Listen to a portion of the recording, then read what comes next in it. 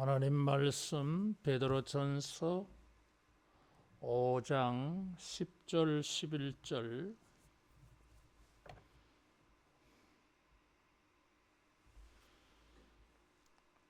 베드로전서 5장 10절 11절 말씀 한 목소리로 봉독합니다. 모든 은혜의 하나님 곧 그리스도 안에서 너희를 부르사 자기의 영원한 영광에 들어가게 하신 이가 잠깐 고난을 당한 너희를 친히 온전하게 하시며 굳건하게 하시며 강하게 하시며 터를 견고하게 하시리라. 권능이 세세무궁하도록 그에게 있을지어다. 아멘. 고난 중에 있는 성도들을 격려하면서 사도 베드로가 그 서신을 마무리하며 하나님을 찬양하고 있습니다. 10절 11절 말씀은 베드로식의 축도에 가깝다 했습니다. 고난당하는 자들에게 하나님은 모든 은혜를 베풀어서 자기의 영광의 세계에 들어가게 하실 것이다. 그 하나님은 권능이 세세무궁하도록 있는 분이다. 고난당하는 자들이 자기들의 결말을 알게 해줘서요. 하나님의 영광에 들어간다. 이런 것은 고난당하는 자들이 굉장히 격려가 되는 말씀이에요. 고난을 당하여서 어떻게 될지 잘 모르겠는데 주님이 영광이 있다 말씀하셨어요. 고진감래 고생 끝에 낙이 있다 그 말이에요. 기쁨이 있다 하는 것입니다. 여러분, 우리의 고난이 그리스도 안에서 우리의 고난이 헛되지 않습니다. 부끄럽지 않아요. 영광이 있어요. 그래서 이런 것을 생각하면 고난을 참고 견디고 인내할 수 있어요. 두 번째로는 11절에 보면 권능이 세세무궁하도록 하나님에게 있다. 하나님이 능력자인데 우리가 마귀를 대적할 때에 능히 마귀를 대적할 수 있게 해줘요. 마귀를 대적하는 것이 마귀의 능력에 우리가 직면하게 되어져요. 저런 마귀를 우리가 이길 수 있을까? 답은 이길 수 있다. 11절 말씀에 권능은 하나님에게 있어. 그래서 우리는 시험을 이길 수 있다. 고난을 이길 수 있다고 하는 것이에요. 권능이 주님에게 있어. 이 4장 11절에는 하반절에 보면 그에게 영광과 권능이 세세에 무궁하도록 있느니라. 아멘. 이 11절 말씀에 비교하면 4장 11절에는 권능만 있는 게 아니라 영광이 그래서 4장 11절 말씀은 5장 10절, 5장 11절이 뭔가 합쳐졌는 듯한 느낌을 받아요. 어쨌든 하나님께서 권능이 있어서 고난당하는 자, 죽은 자를 얼마든지 부활시켜가지고 하나님의 영광의 세계에 들어가게 할 수 있습니다. 핍박자의 권능, 사탄의 권능보다 하나님의 권능이 더 커요. 그리고 이 하나님의 권능은 영원 무궁, 세세 무궁하도록 있다. 황제들의 권능이 있잖아요, 이게. 근데 일시적이요. 죽으면 권능도 끝나지만 살아 생전에도 그 권능의 권세가 항상 유지되는 건 아니야, 이게. 세상의 모든 권세와 권능은 한계가 있어요. 근데 그 권능이 영원하신 하나님은 능히 우리로 하여금 고난을 당할 때에 그 권능으로 우리를 도와주십니다. 언제까지? 영원토록 도와주셔. 권능이 영원하지 아니해서 뭐 10년 동안은 내가 도와줄 수 있다. 20년 동안은 도와줄 수 있다. 그 다음에는 내가 죽는데 뭐 어떻게 도와주니? 알아서 잘 살아라. 그렇게 되겠지만 하나님은 권능이 세세무궁하도록 우리를 도와줄 수 있어요. 모든 은혜를 우리에게 베풀어 줄 수 있어요. 특별히 우리가 당하는 고난을 잠깐 고난을 당한다 그래서 10절에 잠깐이라고 하는 것은 양이 적다. 적은 것을 잠깐이라고 표현해요. 또 가볍다, 짧다 이런 것이 잠깐이에요. 가볍고 적고 짧아. 고난은 영광에 비교하면 고난은 가볍고 짧고 적어요. 그러나 우리가 주님이 우리를 도와주실 때 모든 은혜를 베풀어 주시고 권능의 팔로 도와주실 때에 여러분 우리는 하나님의 도움을 힘입어서 잠깐 고난을 당하지만 영광은 영원히 하나님의 영광에 이른다 그랬어요. 10절에 자기의 영원한 영광에 들어가게 하신 이 그리스도 안에서 너희를 부르사. 누구예요? 그리스도 안에서 부르신 분은 성부 하나님이에요. 하나님은 우리를 불러서 자기의 영광에 들어가게 하십니다. 그래서 우리로 하여금 고난을 참고 견딜 수 있게 만들어줘요. 영광에 들어가기 때문에. 하나님의 영광에 들어가게 하신다. 성경에 하나님의 영광을 표현할 때에 빛으로 표현해요. 그래서 우리가 고난당할 때에 하나님은 영광은 항상 활활 타오르고 있어. 영원해. 그 영원하신 하나님이 자기의 영원한 능력으로 영원토록 영광에 이르게 하십니다.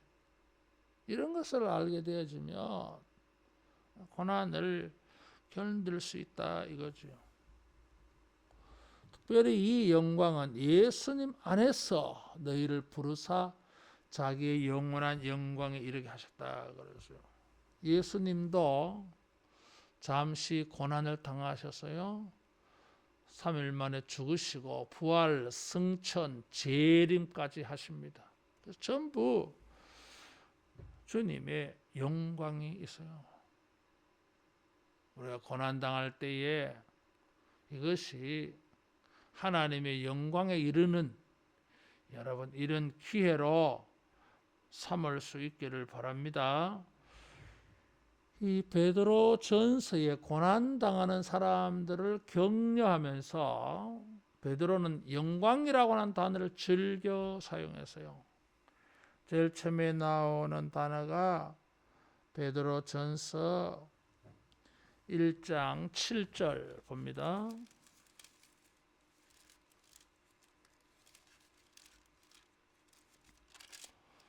베드로전서 1장 7절에 보면 칭찬과 영광과 존귀를 얻게 할 것이라. 예수님이 오시면 불로 연단한 금보다도 더 귀한 믿음을 가진 자들에게 칭찬과 영광과 존귀를 얻게 하신다. 11절 여기에도 영광이라고 하는 단어가 있어요. 자기 속에 계신 그리스도의 영이 그 받으실 고난과 후에 받으실 영광을 미리 증언하여 성령님께서 영광 받을 때를 예언하셨고 또 증거하셨어요. 그래서 고난 당하지만은 우리가 영광 받을 때를 하나님이 정해 놓으셨다. 그 때가 이르기까지는 고난을 감당해야 할 수 있어요. 그러나 때가 되어지면 그 어떠한 때가 되면 하나님 말이 아시는 때가 되면 여러분 고난은 우리에게 영광이 돼요. 어제까지만 해도 이게 고난이었는데 하나님의 때가 내일 아침이 되어지면 영광으로 돼요. 영광으로. 그래서 베드로는 고난당하는 자들에게 이 영광을 바라보면서 잘 참으라 그 말이에요. 주님의 고난에 참여해서 이 사람들은 하나님의 영광에 들어갑니다. 4장 13절에 보면 4장 13절에 보면 그의 영광을 나타내실 때에 너희도 즐거워하고 기뻐해라. 14절 그리스도의 이름으로 치욕을 당하면 복이 있는 자로다. 영광의 영 하나님의 영이 너희 위에 계심이라.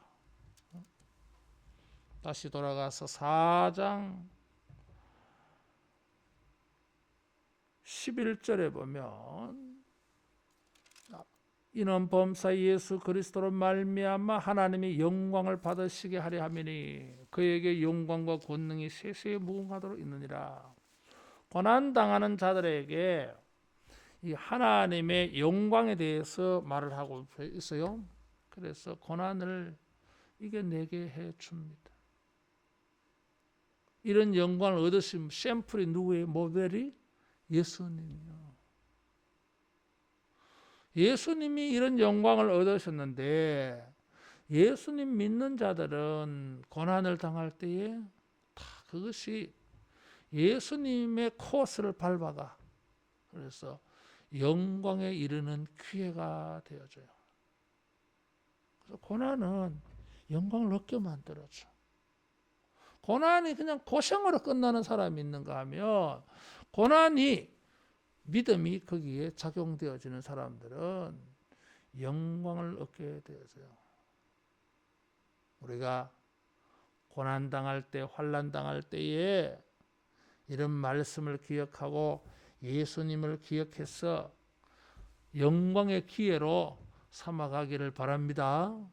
죽으셨지만은 부활, 승천, 재림하시는 일들을 통하여서 예수님은 영광을 얻으시고 나타내실 거예요. 그래서 5장 1절에도 보면 너희 중 장로들에게 권하노니 나는 함께 장로된 자요 그리스도의 고난의 증인이요 나타날 영광에 참여할 자니라. 그리스도의 고난의 증인이야. 예수님이 고난당 내가 봤어. 그리고 현재 자기가 고난 당하고 있어. 이 고난은 뭐요? 예수님의 고난의 증거예요. 나의 고난이 예수님의 고난과 예수님과 결코 무관하지 않아. 겉으로 보면은 똑같은데 다른 게 있어. 예수 믿는 사람들은 그 고난을 당할 때에, 육체의 고난을 당할 때에 그리스도의 십자가를 묵상을 해. 그러다 보니까 자기가 받는 이 고난이 그리스도의 고난 안에서 이렇게 합해져 가지고 고난이 영광의 기회가 되어지는 거예요. 그래서 우리가 고난 당할 때에 여러분 영광의 기회로 삼아가기를 축원합니다. 그런 사람들은 4절에 영광의 관을 얻으리라 그랬어요. 면류관. 고난을 가지고 잘 참고 견디는 자들은 영광의 면류관이 있어요. 그래서 우리가 고난을 좀 다르게 볼 필요가 있다 이거예요. 고난은 영광의 기회예요. 예수님이 이런 걸 다 보여주었어. 우리로 하여금 예수님이 이 길을 따라가게 하고 있어요. 고난당하는 자들이 영광에 이르도록 하나님이 하시는 일들을 10절에 4가지로 말했습니다. 너희를 온전하게 하시며 굳건하게 하시며 강하게 하시며 털을 견고하게 하시리라 그래서 성도는 온전한 사람이 아닙니다. 성도라고 해서 다 충실한 건 아니에요. 성도라고 해서 강한 것도 아니에요. 이게. 분명히 여러 가지 문제가 많습니다.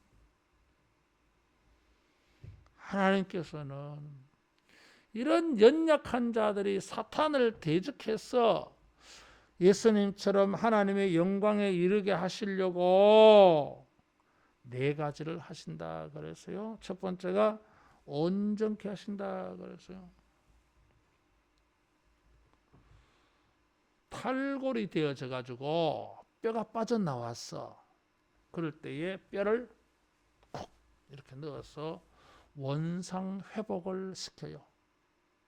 이럴 때 하는 말이 온전케 되었다 이런 말이에요.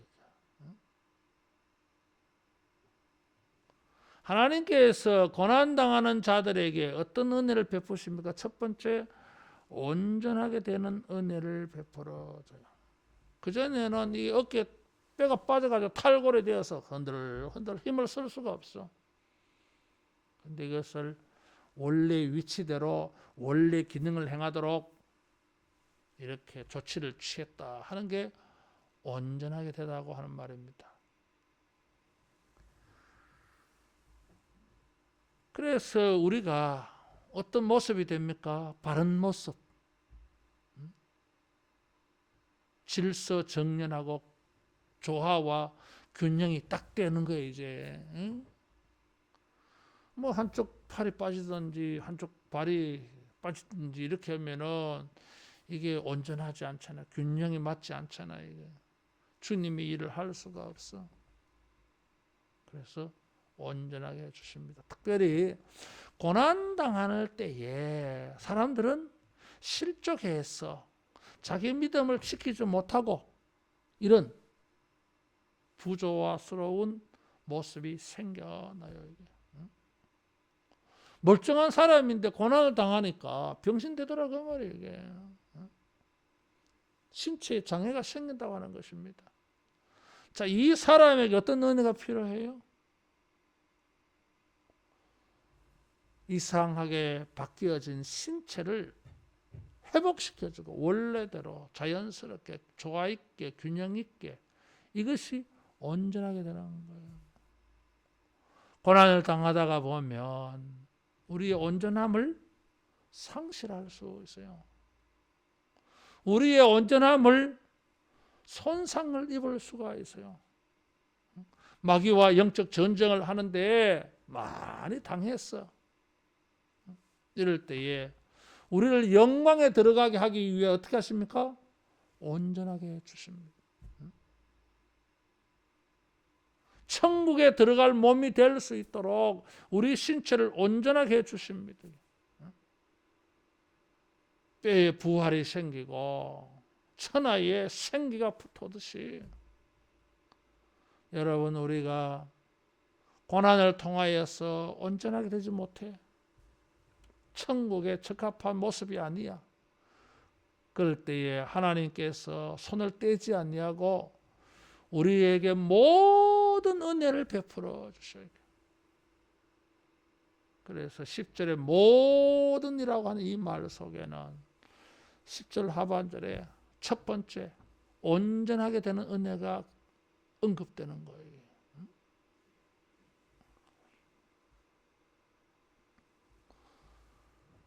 그래서 온전하게 되어지면 이제 정상이 되어져서 무슨 다른 일을 할 수가 있잖아 이게. 그래서 온전이라고 하는 말은 회복의 의미가 있고 또 미래지향적으로 다른 것을 할 수 있는 준비를 하는 거예요. 온전하게 되어졌으니까 온전하게 되어지는 준비가 끝나면 그 다음에 일을 하겠지. 그렇게 해서 뭡니까? 영광에 이르게 해요. 온전하지 않아서 여러 가지로 지금 몸에 상처가 많아. 부활을 시켜가지고 온전하게 되도록 은혜를 베풀어 주시오. 그래서 고난당할 때 이것이 격려가 되는 것입니다. 분명히 우리는 고난과 환난을 통해서 우리 모습이 깨져버려요. 이게.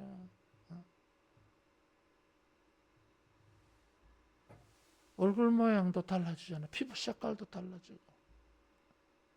그럴 수 있어요. 고난을 통하여서 여기저기 탈나는 데가 많을 수 있어요. 신체도 그렇고 인간관계도 그렇고 사회생활 하는데도 그렇고 전부가 지금 어긋져 있어. 깨졌어. 이럴 때에 주님께서 어긋난 뼈를 전부 정상적으로 붙게 해가지고 활발하게 일을 할 수 있게 만들어줘. 주님이 온전케 하시는 은혜가 있어서 여러분 주님의 영광에 나아가는 축복의 기회가 되기를 바랍니다. 두 번째로 베푸시는 모든 은혜에 속하는 것이 굳건하게 하며 그래서요. 굳건하게라고 하는 단어는 바위가 생각이 나요. 2장의 모퉁이 돌, 예수님의 산돌, 믿지 않는 자들에게는 부딪히거나 그치는 돌, 그래서요. 세 가지 돌이 거기 있는 거예요. 이게. 굳건하게 하시면은 동물과 관계가 있었다고 생각하면 돼요. 자, 이 사람을 살려놨어. 그 다음에 이 살아난 몸을 가지고 열심히 일을 할 수 있도록 도움받는 은혜가 필요해요. 그래서 그것이 굳건하게 하시며 마귀가 우리를 대적할 때에 우리의 위치가 굳건해. 하나님의 아들의 위치가 굳건하게 되도록 마귀가 아무리 공격을 하는데 잘 안 넘어가. 마귀의 불화살을 받아도 넘어가지 않아. 왜? 주님이 우리 마음을 굳건하게 해주세요. 우리 인생을 주님이 굳건하게 해주세요. 그래서 원수 마귀가 틈나 볼 수가 없어요. 고난 중에도 우리가 주님을 섬기면 하나님께서 모든 은혜를 베풀어서 여러분 굳건하게 주실 줄로 믿습니다. 세 번째, 강하게 하시며 그래서요. 자, 이 사람을 살아났어 이제. 이제 모든 것이 정상적인 몸이 되어서 그래서 평안해. 그런데 또 누가 있습니까? 사탄이 있어요. 사탄과 전쟁을 해야 돼 이게. 그래서 사탄을 대적해서 승리할 수 있도록 하나님이 모든 은혜를 베풀어 줘요. 특별히 어떤 은혜? 강하게 해주시는 은혜예요. 예수님은 부활하셔서 강한 자가 되셨어. 죽음도 이제는 부활하신 예수님을 이길 수가 없어요. 어떤 고난도 이제는 주님에게 적용되지 않아. 이것이 강함이 흔들리지 않아. 거기에 더 나아가서 강함은 대적, 원수 마귀를 대적할 때에 힘이 발휘되어져요. 우는 사자같이. 마귀가 사자에 비유된 것 말고 하나님도 사자에 비유되어졌어요. 예수님도 사자에 비유되어졌어요.